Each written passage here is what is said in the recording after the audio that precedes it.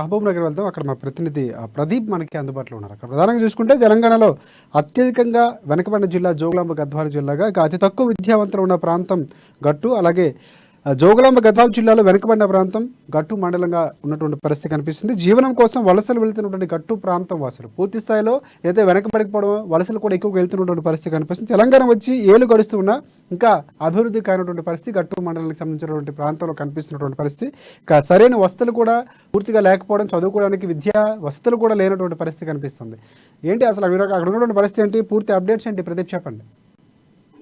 Good evening Rajasekhar. అయితే ఏదైతే జోగులాంబ గద్వాల జిల్లా ఉమ్మడి ఆంధ్రప్రదేశ్లోనే ఉమ్మడి ఆంధ్రప్రదేశ్లోనే వెనుకబడిన జిల్లాగా, వెనుకబడిన ప్రాంతంగా, తర్వాత తెలంగాణ రాష్ట్రంలో వెనుకబడిన జిల్లాగా పేరుంది. అయితే ఈ జిల్లాలో ప్రత్యేకంగా ఈ జిల్లాలో చాలా మంది, దాదాపు 80% మంది వలసలు వెళ్తుంటారు. మిగతా అంటే వలసలు వెళ్తారు, ప్లస్ వ్యవసాయదారు అంటే వ్యవసాయం పైన ఆధారపడి ఉంటారు. అయితే అటువంటి జిల్లాలో విద్యావంతులు చాలా తక్కువ అని చెప్పొచ్చు. అయితే పాఠశాలలు కూడా అంతంత మాత్రంగానే ఉంటాయి అక్కడ. అయితే ఈ నేపథ్యంలోనే ఉన్న పాఠశాలల్లో సరైన వసతులు లేక పిల్లలు కూడా చదువుకు దూరం అవుతున్నారన్న ఒక ఆందోళన అయితే నెలకొంది. అయితే ఈ నేపథ్యంలోనే గట్టు మండలం అతి వెనకబడిన ప్రాంతంగా చెప్పబడుతుంది. అయితే ఈ వెనకబడిన ప్రాంతంలో విద్యా వ్యవస్థ పూర్తిగా కుంటుపడిందని చెప్పొచ్చు. అయితే ఇక్కడ సరైన సదుపాయం, తినడానికి ప్లేట్లు కూడా స్కూళ్ళల్లో మధ్యాహ్న భోజనం లేకపోవడం కొంత శోచనీయమైన పరిస్థితి నెలకొంది. అయితే ఇటు అధికారులు కానీ అటు జిల్లా స్థాయి నాయకులు కట్టించుకోవడంతో వెనుకబడిన జిల్లాగా విద్యా పరంగా కొంత వెనుకబడిన ప్రాంతంగా అయితే నెలకొంటుంది రాశి. అయితే ఈ నేపథ్యంలోనే ఇక్కడున్న పాఠశాలలో సరైన వసతులు లేకపోవడం, పాఠశాల భవనాలు పైకప్పులు ఊడి శిథిలావస్థకు చేరడం, తర్వాత సరైన ఉపాధ్యాయులు లేకపోవడం, తర్వాత పిల్లలు ఆకర్షించడంలో కూడా కొంత విఫలమవడం, అన్నిటికీ మించి సరైన సౌకర్యాలు లేకపోవడం ఇక్కడ ప్రధానంగా అంశాలుగా చెప్పొచ్చు రాశి.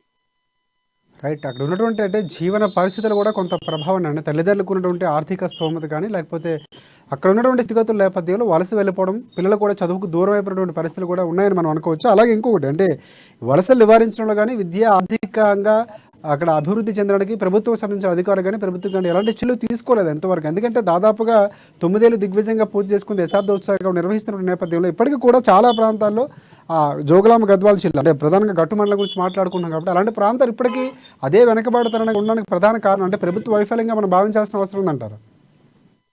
అయితే ఒకవైపు తెలంగాణ రాష్ట్రం ఏర్పడి 10 సంవత్సరాలుగా వస్తున్న తెలంగాణ బీఆర్ఎస్ ప్రభుత్వం ఈ మధ్యనే దశాబ్ది ఉత్సవాలు చాలా ఘనంగా చేసినప్పటికీ గట్టు మండలంలో ఇంకా విద్యా వ్యవస్థ కుంటుపడిందని చెప్పొచ్చు. అయితే ఒకవైపు ప్రభుత్వం వలసలు ఆగిపోయాయని చెప్తూనే ఇక్కడ వలసలు వెళ్తున్న నేపథ్యం మనకు స్పష్టంగా కనపడుతుంది. అయితే ఒకవైపు ప్రభుత్వం చెప్పేది ఒకటి, ఇక్కడ జరుగుతున్న వాస్తవ పరిస్థితులు మరో రకంగా ఉన్నాయి. అయితే దీంట్లో భాగంగానే ఎవరైతే వ్యవసాయం మీద ఆధారపడ్డారో వాళ్ళు కూడా తమ పిల్లలను ఉన్నత చదివించాలన్న లక్ష్యంతో ఉన్నారు. కానీ ఇక్కడ విద్యా వ్యవస్థ పూర్తిగా కుంటుపడడంతో ఎటు చేయలేక వాళ్ళని కూడా తమ వృత్తిలోనే కొనసాగించేందుకు ప్రోత్సహిస్తున్నారని చెప్పొచ్చు.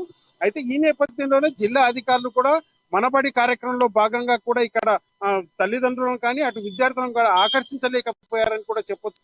మొత్తం మీద ఇవన్నీ అంశాలు ప్రధానంగా ఉన్న ఈ నేపథ్యంలోనే ఇటు విద్యా వ్యవస్థ కానీ అటు అభివృద్ధిలో కానీ ఈ ప్రాంతం కుంటుపడిందని కూడా చెప్పొచ్చు రాశి. కేసీఆర్ చాలా గొప్పలుగా చెప్పుకున్నారు. గతంలో కూడా మన జరిగినటువంటి వలసలు ఆగిపోయాయి పూర్తిగా.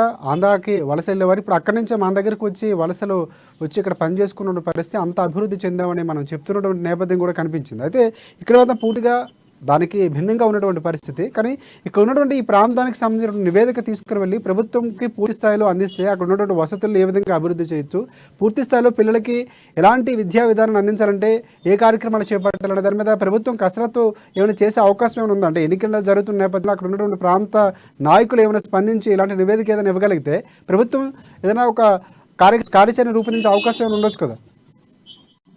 అయితే నిన్నగాక మొన్న ఏదైతే సినీ నటి మంచు లక్ష్మి కూడా ఈ నేపథ్యంలో ఇవన్నీ సర్వేల ఆధారంగానే సర్వేలు తీసుకొని గద్వాల జిల్లాలో ఉన్న ఇటువంటి పాఠశాలను దత్తత తీసుకొని మౌలిక వసతులు కల్పించడంతో పాటు విద్యాపరంగా ఏవైతే వసతులు కావాలో సౌకర్యాలు కావాలో కల్పిస్తామని కూడా కలెక్టర్ తో విన్నవించిన నేపథ్యం ఉంది. అయితే ఈ నేపథ్యంలోనే జిల్లా కలెక్టర్ క్రాంతి కూడా, వల్లూరు క్రాంతి కూడా ఇటువంటి పాఠశాలను ఎంచుకోవాలంటూ కూడా అక్కడైతే ఆ ప్రజలు కోరుకుంటున్నారు. పూర్తిగా ఈ అడుగంటిన విద్యా వ్యవస్థ కొంత పైకి లేపి విద్యావంతుల మండలంగా, విద్యావంతుల జిల్లాగా తీర్చిదిద్దాలనే లక్ష్యంతో పనిచేయాలని కూడా కొన్ని సూచనలు అయితే వస్తున్నాయి. ఈ నేపథ్యంలోనే జిల్లా అధికారులు కూడా ఇప్పటికైనా పట్టించుకొని ఈ గట్టు మండలంతో పాటు గద్వాల జిల్లాలో విద్యా వ్యవస్థను మెరుగుపరిచి ఇప్పుడున్న అంటే ఈ రోజు పౌరులే రేపటి ఆ పౌరులుగా తీర్చిదిద్దాలన్న లక్ష్యంతో పనిచేయాలని కూడా అంటున్నారు రాజేష్.